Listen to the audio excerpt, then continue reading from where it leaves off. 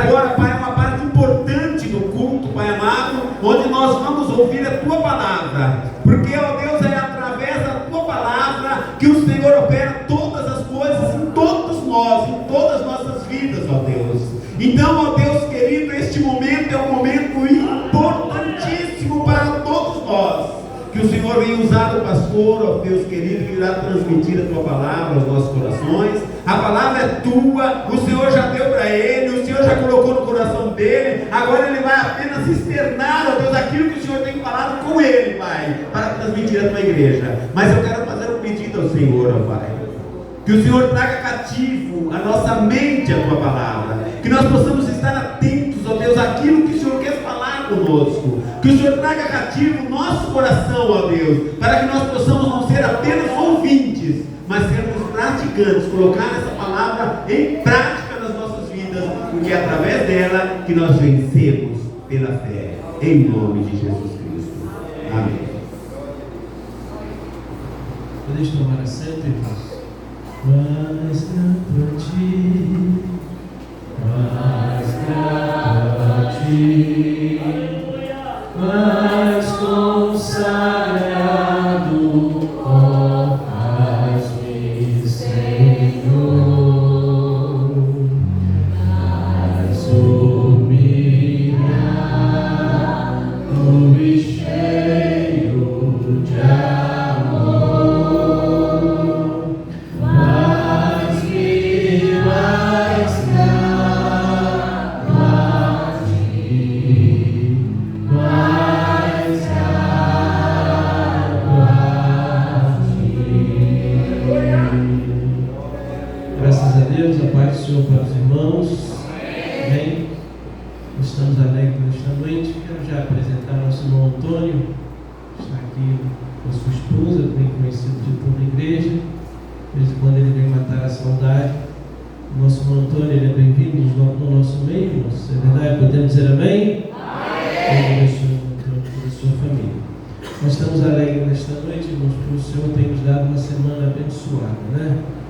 Começamos terça-feira, uma boa cooperação da sede. Ontem à noite, irmãos, ali no Jardim Orocola, né? Um culto abençoado, grande cooperação da igreja.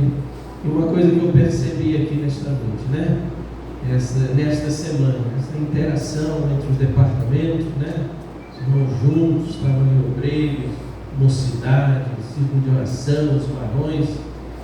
A irmã já está fazendo os planos aí para o culto do dia 5, o grupo de louvor já está convocado, os varões vão estar aqui para ajudar a carregar a mesa, os jovens. Então isso é uma coisa boa para a igreja, viu, irmãos? Amém? Isso é uma coisa importantíssima, né? Essa união na vida da igreja. E Deus possa nos abençoar, né? Em todas as coisas. Nós estamos nos aproximando agora também, no dias 18, 19 e 20, nós temos o congresso dos varões, né? E nos ensaios aqui, os varões já estão ensaiando no mesmo dia da mocidade, que os jovens já estão participando também, então isso é uma coisa muito boa. Eu vi aqui no círculo de oração as jovens também cantando junto, né? Até a Maria Vitória, não é Maria Vitória, não, a Vitória estava cantando ali no colo da irmã Ellen ali, ela estava com o Novo Testamento aberto, cantando junto. Então os irmãos veem, que coisa boa. Amém, irmãos? Também ficamos felizes de ver tantos irmãos aqui agradecendo a Deus, contando as bênçãos, contando as vitórias que Deus tem dado. Isso é uma coisa importante reconhecer, né, irmãos? Nós aprendemos que servimos a Deus porque por aquilo que Ele é, Deus soberano, Criador. Nós nós adoramos a Deus, nós louvamos a Deus por aquilo que Ele pode fazer, nós elogiamos e louvamos a Deus e agradecemos a Deus pelas coisas que Ele já fez. Amém? Então quero nesta noite, aproveitando esse momento, anunciar para os irmãos que no dia 26 de outubro, é o último sábado de outubro, irmãos, nós teremos aqui 26 de outubro. Não sei nem que está escalado ainda para ter culto, mas eu já estou usurpando essa data. 26 de outubro nós teremos aqui um grande culto de ações de graças. Amém, irmãos? que outubro é aniversário da minha esposa, no dia 4, é meu aniversário no dia 23, é também o nosso aniversário de casamento. E eu vendo tanta gente agradecendo a Deus aqui, eu falei, não sou de fazer isso, eu não marco culto de aniversário, de ação de graça. Aproveitar que eu estou assim meio emotivo hoje, com todo mundo agradecendo a Deus. Não sei se eu desisto até lá, mas por hoje está valendo. Dia 26 de outubro, no sábado à noite, teremos um grande culto de louvor e adoração a Deus. Irmão, será um culto nosso, tá, irmãos? Pode vir um ou outro amigo aí, tipo o Rodrigo, esses amigos que eu tenho aí, mas é um culto nosso, um culto da congregação. Eu quero agradecer a Deus com os nossos irmãos aqui. Amém, irmãos? E a irmã Esther vai ter mais um mês aí para programar tudo, né? Que ela vai ficar bastante animada. Então, toda a igreja juntos aqui estaremos. Vamos fazer uma grande festa. Vamos ter docinho, vamos fazer bolo, vamos fazer o que precisa. Olha, vê que aconteceu alguma coisa, né? Alguma coisa aconteceu aí hoje, né? Porque não vai ter bolo para celebrar, porque aniversário tem que ter bolo. Então eu já vou escalar aqui a irmã Esther, para não ficar a irmã Esther, e a irmã Maria, que já está ali, que a irmã Maria é boa também nesses projetos, juntamente com o círculo de oração. Vai ser um grande culto de louvor a Deus aqui, amém, irmãos? Neste momento, porque Deus também tem nos dado muitas bênçãos neste ano de 2024. Eu não vou contá-las aqui, mas daqui a pouco mais a gente conta. Vamos deixar para contar no dia 26, amém ou não, amém, irmãos? Então já está marcado aí. Neste instante, irmãos, eu gostaria de abrir a nossa Bíblia. Vamos todos abrir a nossa Bíblia no capítulo 42 do livro de Jó, para a nossa meditação. Vamos ficar na posição de pé, então. Jó, capítulo de número 42.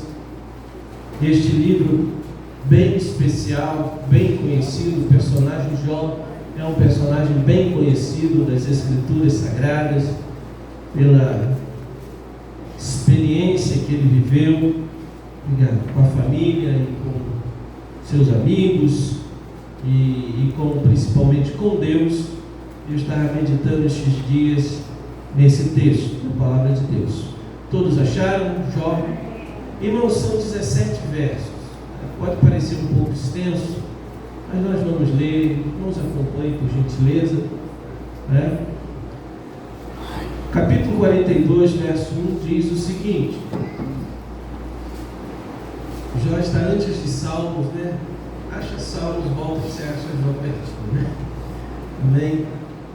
O livro mais fácil de achar na Bíblia é o de Salmos. São 150 Salmos, ali mais ou menos no meio da Bíblia, você é mal baixo, né? Então, livro de Jó, capítulo 42, verso 1 diz: Então respondeu Jó ao Senhor e disse: Bem sei eu que tudo podes, e nenhum dos teus pensamentos pode ser impedido. Quem é aquele, dizes tu, que sem conhecimento encobre o conselho? Por isso falei do que não entendia, coisas que para mim eram maravilhosíssimas, e que eu não compreendia.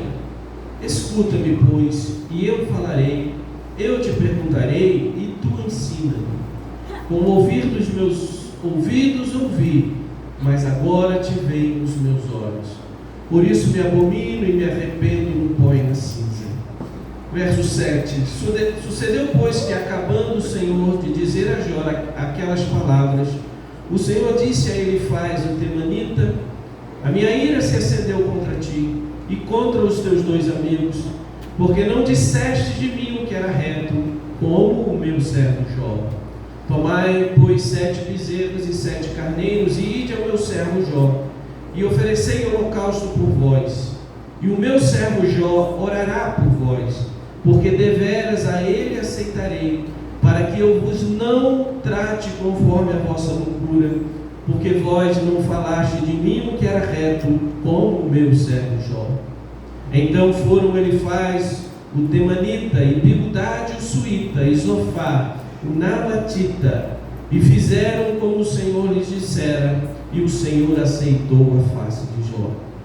E o Senhor virou o cativeiro de Jó quando orava pelos seus amigos, E o Senhor acrescentou a Jó outro tanto em dobro a tudo quanto dantes possuía. Então vieram a ele todos os seus irmãos e todas as suas irmãs, e todos quanto dantes o conheceram, e comeram com ele pão em sua casa, e se condoeram dele, e o consolaram de todo o mal que o Senhor lhe havia enviado. E cada um deles lhe deu uma peça de dinheiro, e cada um pendente de ouro. E assim abençoou o Senhor o último estado de Jó, mais do que o primeiro, porque teve 14.000 ovelhas e 6.000 camelos, e 1.000 juntas de bois e 1.000 jumentas. Também teve 7 filhos e 3 filhas. E chamou o nome da primeira Gemima, e o nome da outra Késia, e o nome da terceira Queren-Rapuque. E em toda a terra não se acharam mulheres tão formosas como as filhas de Jó. E seu pai lhes deu herança entre seus irmãos. E depois disto viveu Jó 140 anos, e viu a seus filhos e aos filhos de seus filhos até a 4ª geração. Então morreu Jó velho e farto de dias. Amém, Senhor, obrigado por esta palavra, Deus, que traga para nós ensino, direcionamento, ó Pai, conhecimento da Tua vontade, é a nossa oração em nome de Jesus. Amém, Jesus. Deixe tomar assento, irmãos. Um dos versos da Bíblia, do livro de Jó, que eu tenho gravado, marcado, é o verso de número 17, que diz que então morreu Jó, velho e farto de dias. Isso é um desejo pessoal, é uma oração que eu sempre faço a Deus. Eu quero morrer velho eu já estou, e farto de dias. Então eu quero morrer velho, mas eu quero ficar velho muito tempo. Tem gente que fica velho e morre, né?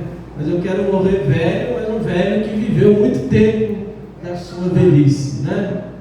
Porque poderia pregar sobre a velhice, mas é bom a gente, não vou falar sobre a velhice, mas é bom saber que o servo, o justo, o crente, a Bíblia diz que mesmo até na velhice, ele ainda dá fruto, né? Porque a vida é uma coisa muito boa, principalmente a vida que nós vivemos com Deus. Amém ou não amém? O livro de Jó é bastante conhecido, o seu personagem principal, sabemos que é o patriarca, que dá nome ao livro, o patriarca Jó. Chamamos de patriarca porque, pelo que nós vemos na descrição da sua família, né, ele tinha um estilo de vida, né, dos seus filhos, das suas riquezas, ele com muitos servos e servas, ele como sendo um referencial do seu tempo, aquele estilo de vida patriarcal, como Abraão, como Isaac, como Jacó, que são os grandes patriarcas da nação de Israel. Então, meus amados irmãos, Jó é bastante conhecido, mas existem outros personagens que o livro de Jó traz nos seus 42 capítulos. Nós temos o próprio Deus, né? Temos Satanás. Há bastante ensino acerca da ação de Satanás, né, no universo, no mundo, em relação ao justo, em relação aos ímpios, em relação à acusação, que é das suas atribuições fundamentais. Ele é o acusador, né? Então temos o ensino sobre Satanás, temos sobre Jó, temos sobre os seus filhos e sobre as suas filhas, a primeira geração, aquela que vivia desfrutando da vida, né, vamos dizer, né, me fugiu a palavra adequada, então não vou falar palavra nenhuma, mas fazia suas festas, né, fazia suas celebrações, a ponto de levantar suspeitas. Eu até olho para a família de Jó, esses primeiros filhos, eu fico assim, esses filhos eu não sei não, porque Jó havia uma preocupação tão grande com eles, e quando eles se reuniam para festejar, Jó, como sacerdote da casa, ele se dobrava, ele intercedia e oferecia sacrifícios a Deus, falando: Deus, se porventura meus filhos estiverem em pecado. Então às vezes eu olho essas festas desses filhos, né, e me causa certa suspeita, mas quem sou eu para julgar? Fato é que os seus filhos foram objetos do juízo de Deus. É bom nós entendermos, se um dia que a gente puder, uma temporada, porque estudar o livro de Jó é como estudar Apocalipse, é como estudar Gênesis, precisa de uma temporada, né? O fato dos filhos todos terem morrido, e morreram porque Deus incluiu. Eu vejo nisso que é o juízo de Deus contra os filhos de Jó. Filhos. Mas quando a gente foi estudar Jó, a gente falou sobre isso. Mas tinha seus filhos, suas filhas, tinha a mulher de Jó. A mulher de Jó todo mundo conhece bem, né?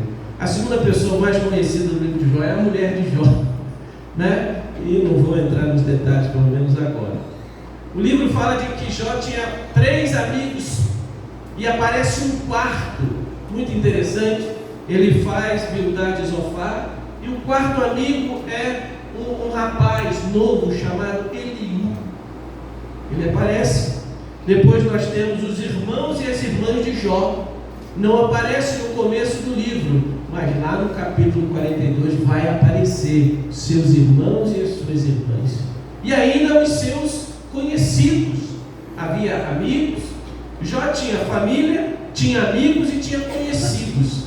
Porque até os que conheciam, no começo do livro, eles abandonam Jó. Mas quando Jó é restaurado, eles retornam para comer pão na casa de Jó, para condoerem-se com o que Jó havia passado. E Deus usou esses amigos, inclusive, para abençoar. Não é? O Tiago estava falando que Deus colocou uma pessoa no caminho, né? De repente não era um amigo, de repente era só um conhecido, ou passou a conhecer, mas Deus trouxe de volta para abençoar a vida de Jó. E Deus faz assim na nossa vida também, né, irmãos? Quem vive com Deus tem sempre um testemunho deste para contar. Então, irmãos, Jó demonstra tantas lições espirituais. E nós sabemos que Jó é fruto de uma conversa. O episódio narrado no livro é fruto de uma conversa entre Deus e Satanás. Está lá, diz o texto sagrado, que um dia em que os filhos de Deus apareciam diante de Deus, os anjos, talvez para prestar contas, talvez para conversar com Deus, para adorar a Deus, para louvar a Deus. A Bíblia diz que por alguma razão lá estava Satanás, chegou também entre os filhos de Deus, e chegou ali para acusar. Não primariamente a intenção de Satanás, pelo que a Bíblia mostra, foi falar sobre Jó, porque foi Deus que puxa assunto com Satanás. Deus fala assim: você tem visto meu servo Jó? Como é fiel, temente, justo a Deus e se desvia do mal. Aí Satanás achou a oportunidade para exercer uma das funções principais do ministério satânico. O ministério satânico é tríplice, mas tem outras variantes. A Bíblia diz que ele veio matar, roubar e destruir. Mas ele é o diabolos, ele é o acusador, ele é Satanás, o adversário. Ele se levanta contra Deus e contra tudo aquilo que se chama pelo nome de Deus. E ele aproveitou a oportunidade para acusar Jó diante de Deus. Ele disse: porventura Jó te serve, te teme de graça? Ele lança acusação contra Jó de que ele adorava a Deus de forma interessada. Jó era um interesseiro. E ele diz: tira tudo dele. Tira tudo dele para tu veres se ele não vai blasfemar contra ti e ele vai abandonar a fé. E o Senhor Deus: olha, pode tirar tudo dele. E aí ele perdeu os 7.000 rebanhos, as 500 juntas de boi, perdeu os 6.000 camelos, 7.000 ovelhas, 3.000 camelos e as 500 jumentas, e as casas todas foram destruídas. E ali, contudo, a Bíblia diz que nem por conta disso ele blasfemou contra Deus. Então, quando deram os sabeus contra os seus filhos, quando deram os inimigos contra as suas lavouras, as suas possessões, quando os seus filhos morreram, quando naquelas catástrofes, a Bíblia diz que nem assim ele blasfemou contra Deus. Aí Satanás volta lá de novo, né? Volta lá de novo. Aí ele diz: mas o senhor tirou riqueza, tirou filho, mas toca nele mesmo, para ver se ele não blasfema contra Deus, não é? E a Bíblia diz que Deus falou: tá bom, você toca lá na carne dele, mas na alma não, matar não mata, mas toca. E a Bíblia diz que ele ficou leproso. e enchendo-se de feridas da planta da cabeça até da planta dos pés até o casco da cabeça, só feridas. E se vestiu de sacos, se assentou no pó e pegava os cacos de vasos, cacos de telha, para poder ficar se coçando. E a lepra, estar leproso é morrer estando vivo. É quando a carne, da pele, você começa a apodrecer de fora para dentro. Sim, é a lepra. Aí aparece um evento conhecido da esposa, vendo o sofrimento, não vamos acusar aqui a mulher de Jó, mas talvez vendo o sofrimento e não tendo discernimento, não tendo entendimento. Talvez, pelo amor de Deus, se tudo isso está vindo de Deus, até quando você vai suportar isso? Talvez questionando, que Deus é esse que você serve? Se o Deus que te serve faz isso contigo, aí ela faz aquela sugestão: amaldiçoa o teu Deus e morre. Lá em capítulo 2, verso 9, a Bíblia diz que, contudo, Jó não blasfemou contra Deus, ele não voltou atrás, porque ele era temente a Deus, e ele tinha uma esperança. Eu sempre falo para os irmãos, que fé é a possessão da graça no presente, mas esperança é a confiança que você vai tomar posse lá no futuro, lá na frente. Você confia: eu não tenho hoje, mas eu tenho esperança. Por isso que o apóstolo Paulo diz que em esperança nós somos salvos. Sim, nós vivemos pela fé, o justo viverá da sua fé, mas a fé tem um aspecto que chama-se esperança, porque nós também estamos esperando a redenção completa do nosso corpo, da nossa alma, do nosso espírito, no arrebatamento da igreja. Nós estamos esperando estar no céu para todo sempre. E no âmbito secular, terreno, não temos tudo agora ainda, mas nós temos esperança. Quem não medita, quem já não confia, quem já não declarou este verso tantas vezes, que o choro dura uma noite, mas a alegria vem pela manhã, nada mais é de que esperança. Isso é esperança, é acreditar que amanhã vai acontecer. Nós já vimos irmãos aqui dando testemunho que pela fé eles alcançaram vitórias, estão vencendo a cada dia, mas muitos, eles mesmos, há coisas que ainda estão esperando para amanhã. Continue esperando, continue confiando, porque Deus está trabalhando. E nós vamos mostrar para os irmãos que antes de Deus mudar o cativeiro de Jó, Deus já tinha começado a trabalhar muito antes para que aquilo acontecesse no momento próprio. E aqui, irmãos, nós vemos que neste momento triste do sofrimento, primeira lição espiritual que eu quero trazer para os irmãos é a seguinte: em meio à chama do sofrimento, ao ardor, nós temos muitas vozes disponíveis e nós precisamos discernir qual voz que nós vamos ouvir. Porque quando estamos passando numa luta, muitas pessoas tentam dar explicações. Muitas pessoas que até são pessoas bem intencionadas, mas elas são bem intencionadas, mas elas não têm a resposta, mas elas tentam responder. E nós precisamos estar atentos a que tipo de voz nós ouviremos. Ele responde e exorta e acusa Jó, que Jó estava sofrendo por causa da sua impiedade. Foi a primeira voz que Jó ouviu. Depois nós temos Bildade refutando as palavras de Jó, quando ele tenta se justificar e acusa Jó de ser presunçoso e impaciente. Zofar repreende Jó, mostra a sabedoria de Deus e exorta Jó ao arrependimento. Mas ele não tinha um entendimento correto de qual era a razão pela qual Jó estava sofrendo. E a mulher de Jó também tenta dar uma resposta de maneira sucinta, de maneira sumária: abandona o teu Deus e morre, porque essa vai ser a resposta para o sofrimento que você está vivendo. Quando eu quero falar sobre a mulher aqui de Jó, irmãos, tem muita gente que ouviu a mulher e não deu certo. O primeiro personagem bíblico que ouviu a mulher e as coisas não foram bem foi Adão. Eva chegou com uma sugestão, Adão ouviu e a coisa não deu certo. Não é verdade?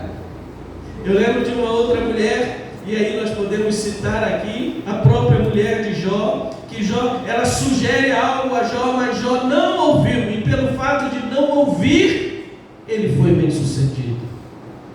Agora nós temos Abigail, a esposa daquele homem Nabal, que vivia lá no deserto, que Davi chega e pede uma ajuda para os seus 400 homens, para o seu exército, e aquele homem terrível, ele negou a ajuda para Davi, e a sua mulher Abigail chegou para ele: Nabal, este homem protegeu lá os seus rebanhos, Nabal, cuidado, este homem é um homem poderoso, este homem é um guerreiro, ele tem um exército muito forte, o que é que custa? Nabal não resistiu, não ouviu a sua mulher, adoeceu, morreu, e não ouviu a mulher.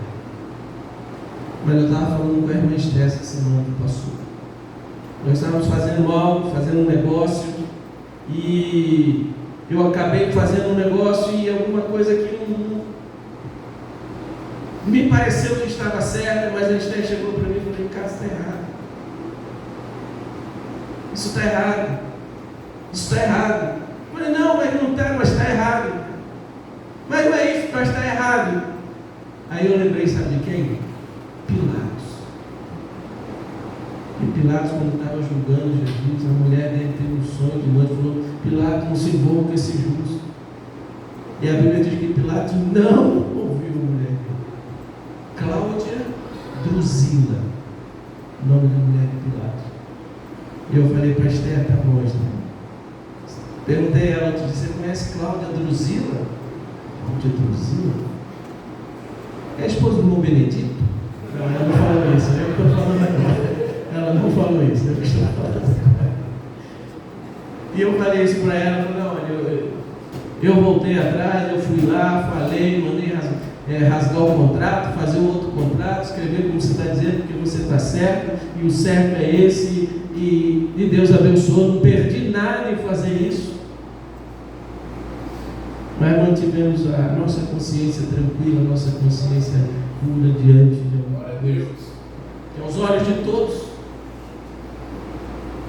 Não, mas todo mundo faz isso. Isso é só um número num papel. Depois você vai lá e... Eu ainda comentei com ela: eu vou pagar o imposto disso. Não está certo. Eu voltei atrás. Me doeu. Liguei: ó, estou voltando atrás, se tiver algum prejuízo, o contrato que eu assinei, eu arco o prejuízo. E acabou que as pessoas entenderam, que as pessoas falaram: não tem problema, vamos fazer do jeito que você está falando. Então é muito importante, irmãos, quando a gente sabe que tipo de voz nós vamos ouvir. Porque nenhuma voz que você ouça pode ir contra os valores e os parâmetros estabelecidos por Deus na sua palavra. Nenhuma voz. Aqui neste caso nós temos que eles tentavam explicar todas aquelas vozes e que voz ouvir. Mas uma coisa que nós vemos no livro de Jó, irmãos, é que Jó tinha uma outra voz que estava falando na cabeça dele. Sabe qual era a voz, irmãos? Era a sua própria voz. Jó começa amaldiçoando o dia que tinha nascido. Jó se lamenta, Jó se justifica, Jó faz um monte de queixas, Jó, ele fica pedindo, clamando por alívio da parte de Deus. Jó acusa os seus amigos, virou uma trocação aberta, seus amigos o acusavam, e ele acusava os seus amigos. Era a própria voz de Jó. E finalmente, uma coisa que Jó tinha que pouca gente destaca: finalmente Jó declara a sua integridade em cumprir os seus deveres. E agora eu quero pedir aos irmãos que voltem, por gentileza, no capítulo onde Eliú começa a falar com ele. E nós vamos descobrir um problema que Jó tinha. E este é um problema que é um desafio para todos nós, e todos nós estamos sujeitos a cair nesse mesmo problema, nessa mesma dificuldade. Em Jó capítulo 32, verso 1, a Bíblia diz que os 3 homens cessaram de responder a Jó. Quem? Os 3 amigos, Elifaz, Bildade e Zofar. Eles cessaram de responder a Jó porque era justo aos seus próprios olhos. Esse era um problema que Jó tinha. O capítulo 1, verso de número 1, a Bíblia diz que havia um homem na terra de Uz cujo nome era Jó. E este era homem sincero, reto e temente a Deus e desviava-se do mal. Isso era uma verdade. Mas Jó também tinha um problema. O problema dele é que ele era justo aos seus próprios olhos. Ou seja, ele achava que pelo fato dele ser justo, temente a Deus, sincero e se desviava do mal, ele achava que por causa disto ele era justificado por aquilo que ele fazia. Ele colocava toda a justificação nas coisas que ele praticava e naquilo que ele fazia. Uma das mensagens mais severas do Senhor Jesus Cristo foi contra um grupo de homens que vivia na sua época, chamado de quê? Fariseus. Porque o grande problema dos fariseus era exatamente a autojustiça. Quem não lembra quando Jesus conta a cena que chegou um fariseu no templo e chegou um publicano. O publicano sentou-se lá atrás, ficou lá no fundo. O fariseu veio à frente e demonstra toda a autojustificação que ele tinha. Senhor, tu sabes que eu faço bem, sou justo, temente a Deus, me desvio do mal, eu dou dízimo, eu dou esmola. Ó Senhor, olha, veja como eu sou. Isso é autojustificação. Enquanto o publicano sentado lá atrás dizia: Senhor, eu sou pecador, tu sabe que eu erro, não sou merecedor de estar aqui. E o Senhor Jesus disse: o fariseu saiu condenado, mas o publicano saiu justificado, porque o fariseu confiava na sua própria justiça. E o texto do livro de Jó diz que Jó tinha um problema. Qual era o pecado de Jó? Autojustificação. Mas onde está escrito isso? Está demonstrado no discurso que ele conversou, como ele faz, com Bildade, com Zofar. Um falava, ele respondia, o outro falava, ele respondia, o outro falava, ele respondia. E aqui a Bíblia diz que ele começa a falar por último, mas é o texto sagrado, o testemunho de que Jó era justo aos seus próprios olhos. Nada que nós façamos pode nos garantir o favor de Deus por aquilo que fazemos. Quantas vezes eu devo ter sido pego neste pecado também, ou talvez você. Vou falar por você, vou falar por mim. Hoje de manhã eu falei sobre a autojustiça, né? Hoje de manhã eu falei que eu tinha um envelope do primeiro dízimo que eu dei, não foi? Aí lembra que eu ia falar sobre a autojustiça à noite? Estou falando agora.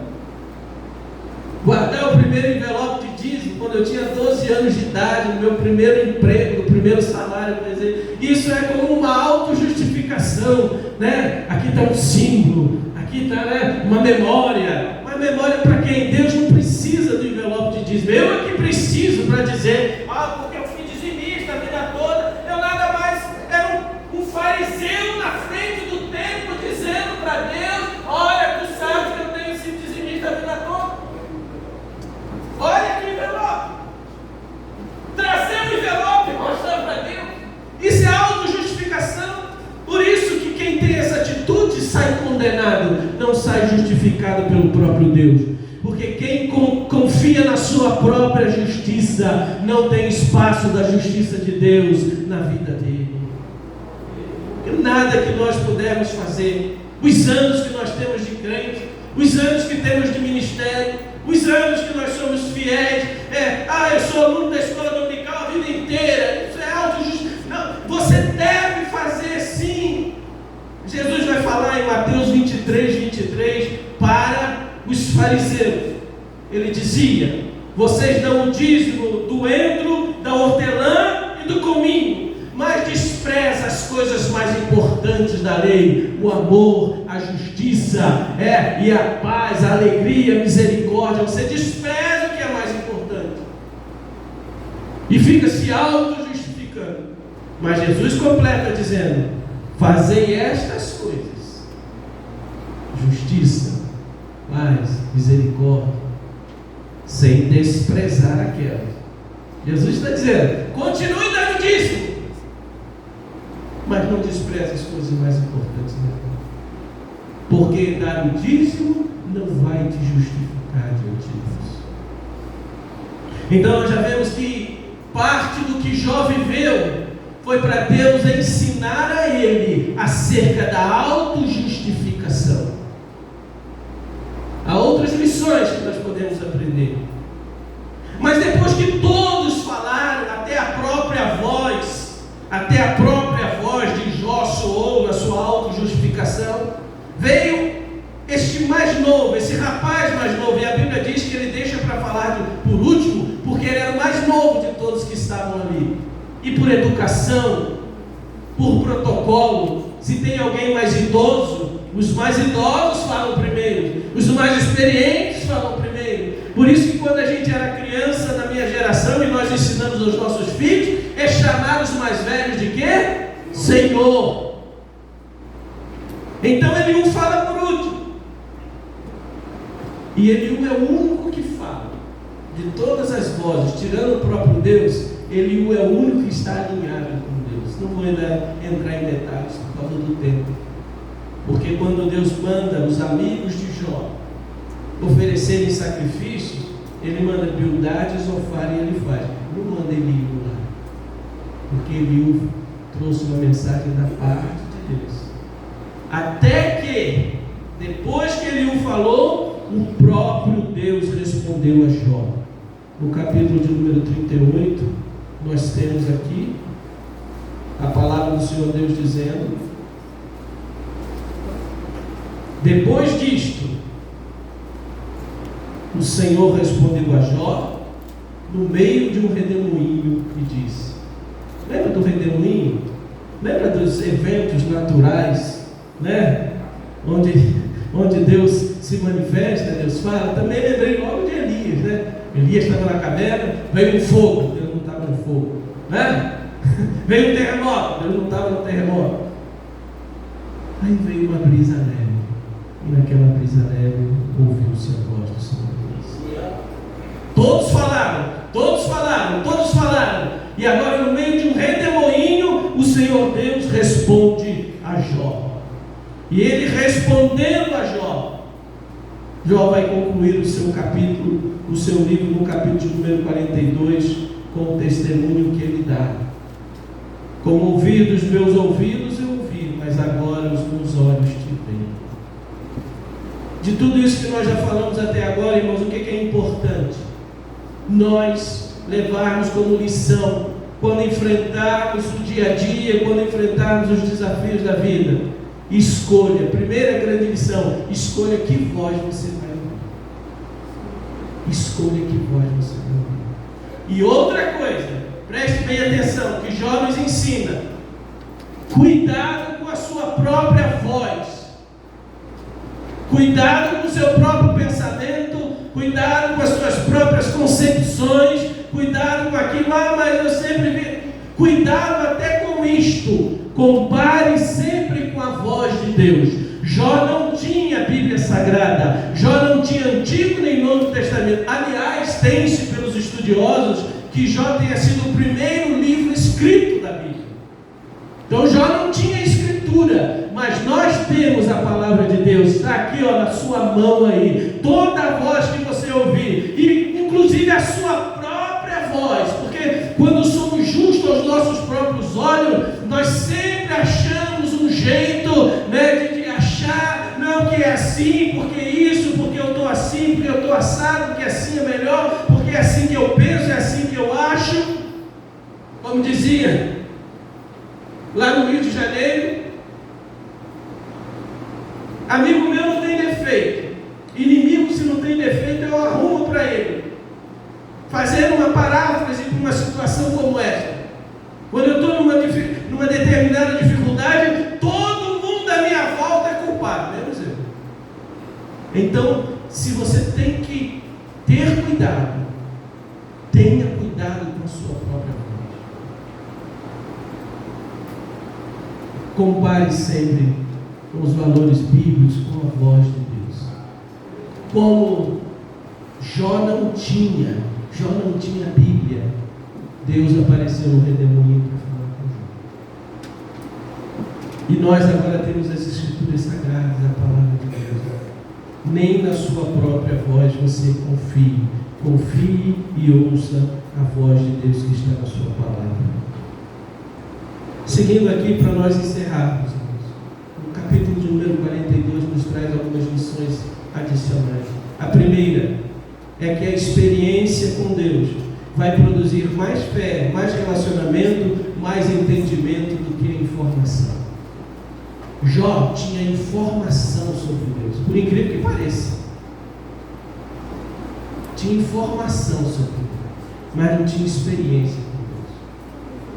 Porque ele declara: com os meus ouvidos eu ouvia, mas agora os meus olhos também. Ele está declarando que ele sabia sobre Deus, mas ele não tinha experiência com Deus.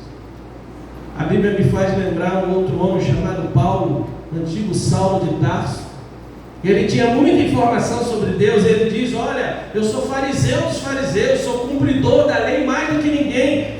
Quanta informação sobre Deus, interpretou tudo errado, perseguiu o Evangelho, até que em Atos capítulo 9, ele teve um encontro com o Senhor Jesus, e aquela experiência foi que transformou Saulo de Tarso, porque até então tinha só informação, não tinha experiência. No capítulo 28, quando ele está testemunhando diante do rei Agripa, vê a importância da experiência com Deus, com Cristo. Ele diz assim: olha, rei Agripa, eu fui perseguidor deste caminho até um dia que eu tive uma visão de Jesus Cristo ressuscitado. Eu ouvi a sua voz. E ele diz: eu não fui desobediente à visão espiritual. Toda a vida do apóstolo São Paulo era marcada pelaquela experiência que ele teve com Jesus no caminho de Damasco. Porque informação não basta. Lembra de Isaías? Era da corte real do reino de Judá, estava ali nos meandros, tinha acesso ao templo, conhecia todas as coisas, até que o rei Uzias morreu. E no ano que morreu o rei Uzias, ele foi no templo. E quando ele foi no templo, naquele momento de sofrimento, de aflição da nação e dele próprio, ele vê o Senhor assentado no alto e no sublime trono.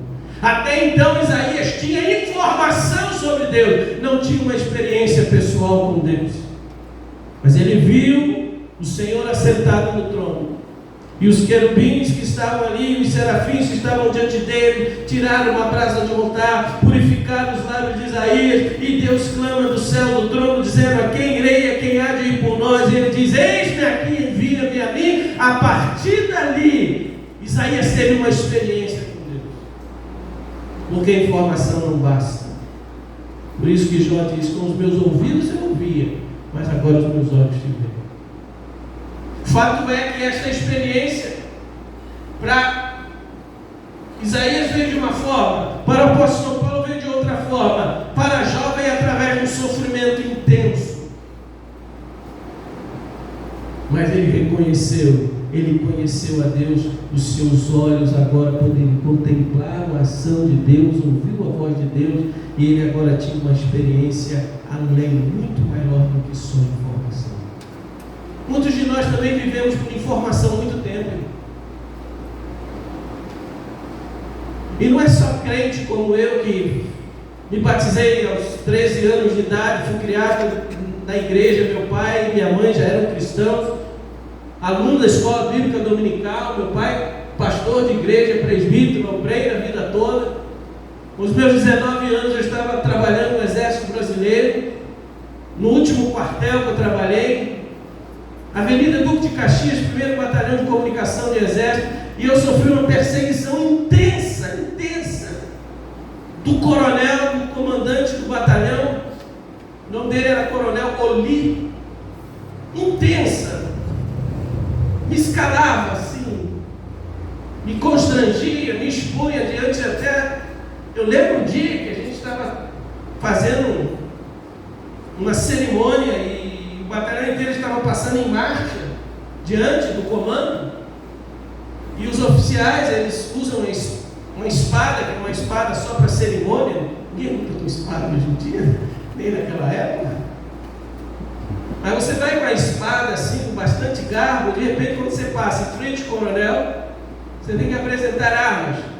Eu lembro, vê como isso marcou, eu choro até hoje.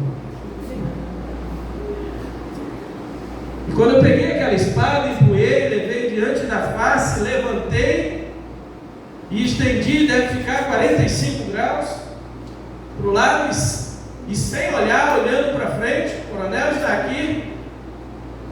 O coronel grita lá no microfone: Tenente Almenara, a sua espada está na posição errada. Com toda a minha companhia atrás, os colegas comandantes das outras companhias.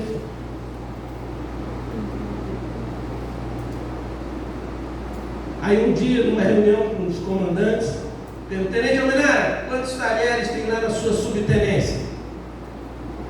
Sei lá, eu falei assim para ele, do jeito que eu já estava. Não, pensei comigo. Sei lá quantos talheres, quantos garfos de colher tem lá na minha subtenência. Comandante de companhia tem que saber. Coronel, vou verificar, sim senhor, não senhor, vou verificar. Tem que estar na ponta da linha, tem que saber. Aí foi nesse dia, eu saí, cheguei assim, aqui era o comando principal e aqui o pátio, o quartel. Aí eu lá, igual jovem, cheio de autojustiça. Senhor, que isso, Deus? Criado na igreja, lembra do meu envelope de dízimo, Senhor? Na hora eu não falei no envelope de dízimo não, mas eu estou dizendo para os irmãos o que é autojustiça. Mas sou teu filho, sou teu servo. Aí sabe o que Deus falou para mim? Ele falou assim: quem disse que você é meu servo? Tinha batizado com 12 anos de idade, estava com 20 anos. Quem disse que você é meu servo? Como que você toca guitarra na igreja? Vigia os músicos aí, hein? Achar que não confia na autojustiça da guitarra, não, que a minha me deixou até hoje. Estava ali e já arrebentou uma corda. Isso é autojustiça. Confiar nessas coisas, né? Aí Deus falou comigo. Então, irmãos, muitos de nós sofremos com isso. Que nós possamos buscar uma experiência real com Deus, com Cristo. Deus, não confia nessas coisas, porque essas coisas, quando chegar diante de Deus, talvez, sabe aquela sentença que a Bíblia diz que naquele dia muitos chegarão diante de Deus e dirão o quê? Olha só como é que é o problema da autojustiça, Antônio. Está na cara. Quando o camarada chega diante de Jesus e fala: Senhor, olha a autojustiça, mas em teu nome eu expulsei demônio, em teu nome eu preguei, fiz até um culto de ações de graça, 26 de outubro, em teu nome, Senhor. Autojustificação, confiando nessas coisas. Confiemos em Deus, ouçamos a voz de Deus e vamos buscar uma experiência real com Deus. Para que Deus seja um Deus vivo, não seja apenas um conteúdo de informação na nossa mente acerca da eternidade, acerca disso e daquilo. Eu quero concluir, irmãos, porque o resultado dessa experiência foi interessante. O primeiro, 42 de 1 a 6, foi o que Deus fez em Jó. Deus produziu em Jó uma grande experiência. E já foi suficiente. Para Maria, irmãos, era suficiente estar aos pés de Cristo. Aquela experiência. Isso aqui é isso. Para os discípulos, Pedro, Tiago e João, no Monte da Transfiguração, lembra? Apareceu Jesus conversando com Moisés e Elias no Monte da Transfiguração. O que Pedro diz? Senhor, façamos aqui 3 tendas, uma para ti, uma para Moisés, outra para Elias, e nós vamos ficar do lado de fora da tenda. Não precisa nem tenda para ele, mas não vamos sair deste momento, porque a experiência é isso que conta, é isso que transforma, é disso que nós precisamos. Não apenas informação. De Isaías eu já falei. A segunda coisa, irmãos, que como resultado é o que Deus fez por intermédio de Jó. Nós vemos que é interessante que no começo do livro Jó era sacerdote da sua casa. Ele orava pelos seus filhos, oferecia sacrifício pelos seus filhos. Agora, depois que o Senhor agiu na vida dele, o Senhor manda os 3 amigos que falaram erroneamente acerca de Deus e acerca de Jó. Carlão, mandem lá, pega 7 cordeiros e vocês vão lá, porque Jó vai oferecer sacrifícios e ele vai agora orar por vocês. Um dos outros resultados, o segundo resultado que nós vemos dessa experiência, ele deixou de ser sacerdote apenas na casa, mas passou a ser um sacerdote, dos seus amigos, da vizinhança, de todos aqueles que poderiam chegar até ele.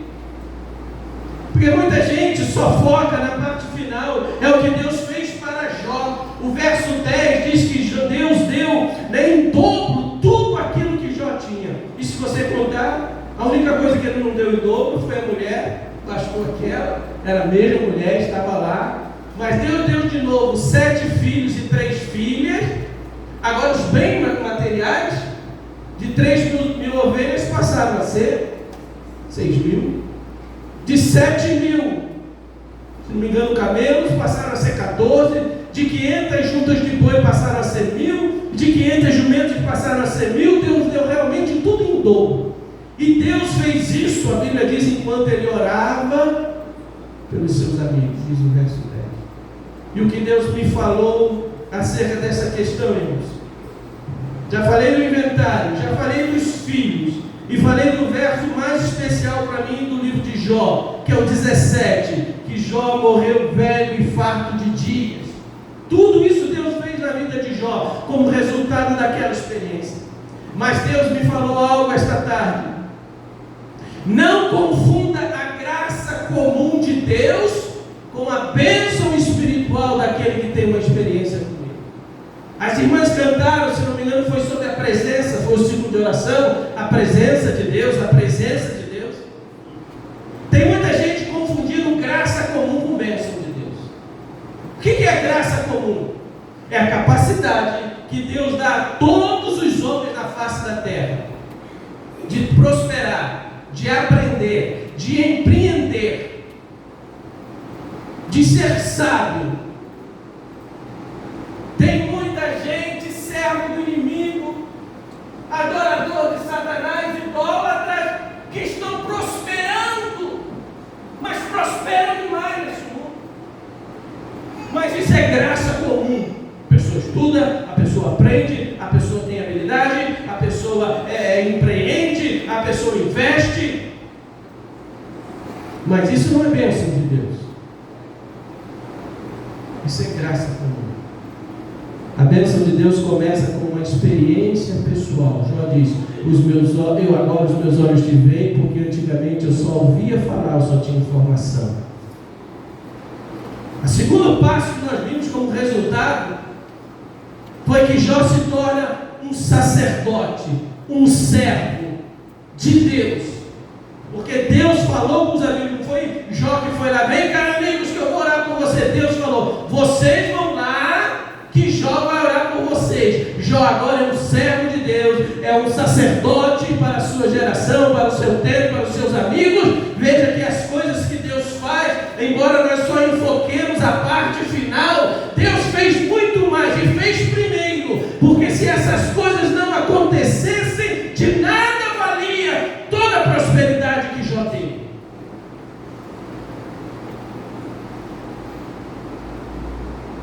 Pergunte a si mesmo: o que Deus fez em você?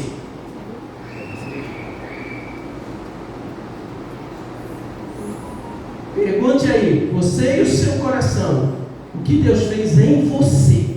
Esse é o primeiro resultado de quem tem uma experiência com Deus, de quem está alinhado com a vontade de Deus, de quem já venceu a autojustiça. O que Deus fez em você?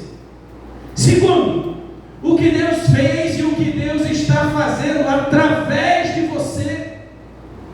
Porque Abraão, nós lembramos bem que a Bíblia diz: Abraão, eu vou te abençoar, a sua descendência será como as estrelas do céu e como a areia da terra, da praia. Vou te abençoar grandemente, e todo mundo que te abençoar, eu também vou abençoar quem você... Olha, eu vou te abençoar muito. Mas chega um momento que Deus chama Abraão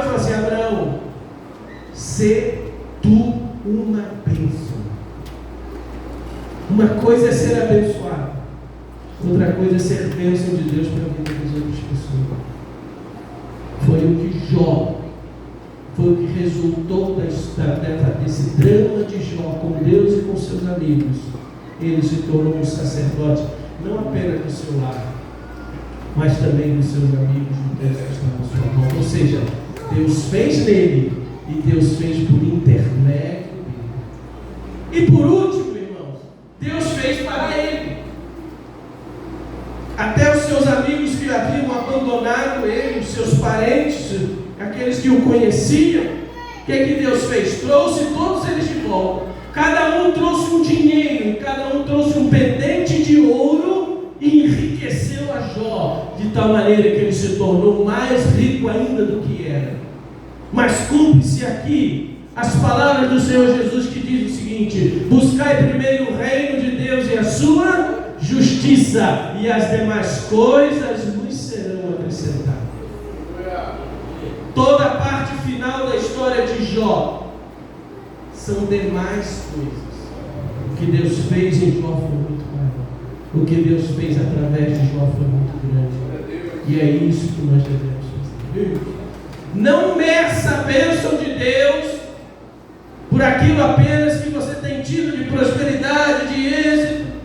O irmão comentou aqui: irmão, não sabe de onde eu vim, por onde eu passei. Isso é bênção de Deus na vida do irmão, é bênção de Deus na minha vida também. Comecei a trabalhar com 12 anos de idade também. Não posso medir o meu relacionamento com Deus através disso. Eu tenho que passar pelas outras etapas primeiro. O que Deus fez em mim, o que Deus está fazendo por meu intermédio para a minha geração. Porque toda a bênção que eu tenho pode ser apenas fruto da graça comum de Deus. Seu sócio rico também tem. Seu vizinho idólatra também tem. Mas não é fruto de uma experiência real de quem conhece a Deus. Amém, irmãos? Posso ouvir um amém? Com mais vontade? Posso ouvir um aleluia? Jó tem muito mais para nos ensinar. Mas por hoje está bom. Amém ou não amém, irmãos?